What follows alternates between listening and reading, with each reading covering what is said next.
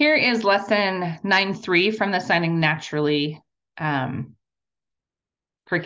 the vocabulary list for 9.3. So we're going to start with start. You want a 5 hand shape on your non-dominant hand, palm to your side, palm sideways.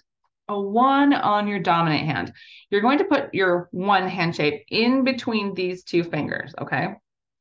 This direction, so palms are kind of toward each other. And then you want to start actually with your palm out on your dominant hand and then turn it to you. Start. It reminds me a lot of like putting a key in an engine and starting, twisting it to start it. Start. Start. Begin. Any of those other words that we use to start something. Finish, we've done before. Finish. Leave from. 2 5 hand shapes, palms facing down, kind of a neutral space here in front of you.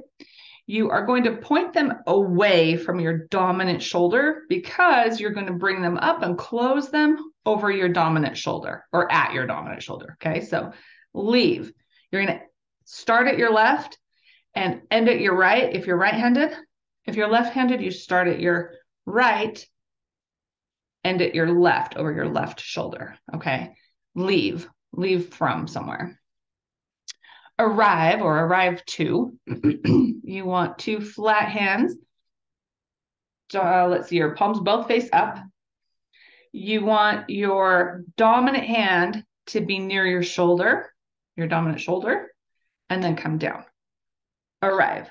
So if you're right-handed, it's over your right shoulder, right hand over your right shoulder coming down. If you're left-handed, left hand or your left shoulder, and that's the one that moves down. So arrive. Get up, like get up in the morning. Okay, this is just really a classifier. So on your non-dominant hand, you want a flat hand shape, palm facing up. Your dominant hand will have a 2.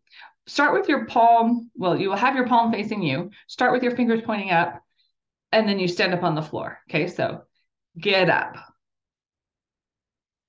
Get up. To get in bed, you want it's not really like a big C, it's just kind of a little small C. And then it's like almost closed actually, okay?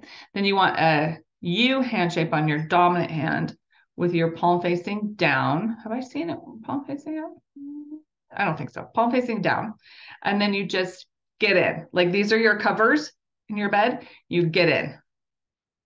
And that way. Get in bed. I've also seen it coming in this way. Get in bed, get in bed. All right, time. You just tap like a watch, which is interesting because the sign for time is older than wristwatches. So if you want to know the history of that sign, it comes from French. Ask me. All right, so we have time. And if you do put a non-manual sign of a question on your face, eyebrows down, then when you do it this way, you can just ask what time. What time is it? Or, hey, there's a party tomorrow. What time? Just put your eyebrows down and you're asking what.